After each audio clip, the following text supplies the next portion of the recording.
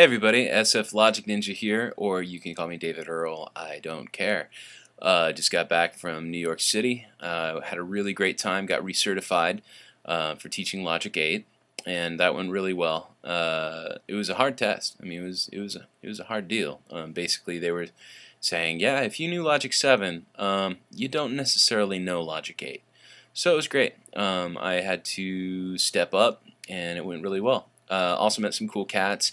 This one guy, Dion, check out his stuff. I'll get a link to his MySpace page. I think I'm gonna end up helping him out on a couple of things. He's a really cool cat, and I really like his music. I like where he's going with it. So EXS24 Groups. All right, let's talk about the EXS24 again real quick. That was tip number 2, and that was in tip number 2. I talked about kind of how to get samples into the EXS24. But I want to give you a quick recap, okay? So in EXS24, the files that are associated with an EXS24, there's the actual sampler instrument file, which basically contains all of the parameters and settings for the EXS24. Okay? Then there are all the samples. Okay? So whatever samples you record, you've got the sampler instrument, which is the settings, and then you have all the samples that go with it. When you're actually using the EXS24, you have the front panel interface, which has the cutoff knobs and the ADSR and all that stuff. But then you have the editor. When you go into the editor, that's basically where you get to do all the really cool sample mapping and stuff like that. And basically the steps we're going to go over today is recording a piece of audio into Logic, breaking it up via transient using strip silence, dragging it into the editor of the EXS24. The editor of the EXS24 now is much like iTunes. When it says all zones, that's the library of the zones that you've recorded and imported into the EXS24 instrument so far. So all zones is all of the samples that you've dragged into this one EXS24 instrument. Groups are when you take some of those zones and you'll drag them to the left into the little sidebar on the left-hand side, and that creates a group of zones. Now, why would you want a group? Well, today I'm going to give you an example of what you can do with groups and go over that because groups are really powerful. They allow you to do things like have a piano that you record where you'll have the entire keyboards covered with soft samples. So when you play the keyboard soft, it plays the soft samples. But when you play really hard, it plays the really loud samples, right? So that's a really obvious example of using groups. You have one group of really soft piano samples that go across the entire keyboard, and then you'd have a group of really hard piano samples that play at high velocity. They're all spread across the keyboard as well, but when you play at a low velocity, you get soft samples. When you play at a high velocity, you play hard samples. Each of those would be a group of zones that are assigned to the entire keyboard. So anyway, I'm going to give you an example of how to do this in our next video, and I hope you guys are doing great. Nice to be back, and I'll be talking with you soon, I am sure. Alright, this is going to be a fun one. We're going to go back into the EXS24. Now, the second tip that I ever did here was on the EXS24 and just how to get samples into it. I'm going to review that, but at the same time, I'm going to show you how to use groups. I promised to do that a long time ago, and now I'm going to do it. Okay, so the first thing I need to do is get some audio.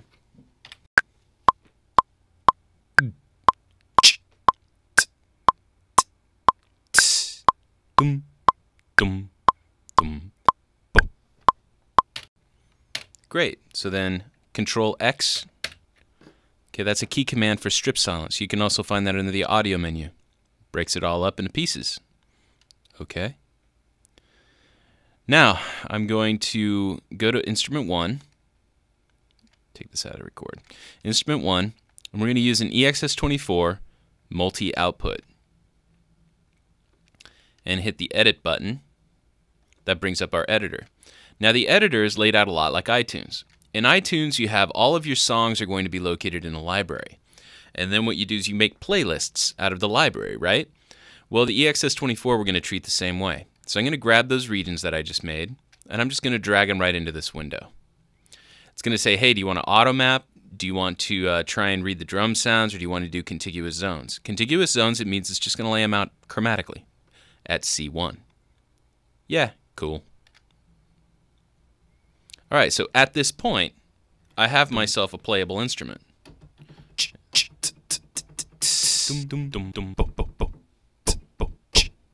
let's see. Now, granted, I'd probably shift these around a little bit. Like maybe, yeah, this might be here, and this would probably be here. And let's see, this maybe. Okay, this is another hi-hat. And there's also a kick down there, so I'm going to grab it and pull it down to where kick should be. Ooh, that's the wrong one. Doop doo doo doo doo doo. Ah.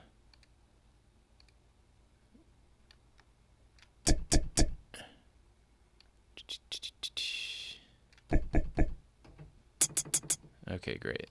Now what's this? Oh, that's some random noise. What's this? Oh, that's an open hat. Okay. Dum dum dum. This is gonna be high tom. Dum dum. This is a low tom. Dum dum dum. Now you can hear that the pitches are all screwed up because I'm moving them around, and that's not their root pitch. So since they're drums, what I can do is I can actually turn off pitch. So I'm going to click in here in all zones, and I'm going to hit Command A and turn off pitch. Now everything's back at its normal pitch. All right, so that gives us our zones, right? So I've got the zones in a playable format. And what I want to do now is I'm going to create groups. Now, the reason for creating groups is to take, normally one of the popular way to use groups is to create velocity layers. So you'd have your soft kick drums, your hard kick drums, and your medium kick drums, and you would layer them via velocity, but they might all be assigned to the same note. Or you might have a piano where when you hit the piano really hard, you want all the samples to sound hard, but when you play it really soft, you want all your samples to sound soft. So you'd group all the soft samples on one group, and then you'd group the hard hitting piano on another group. So what I'm going to do here is I'm going to use an example of, I'm going to take all of these zones, the entire kit. So I'm going to take all the zones, Command A, and I'm going to just drag them over here.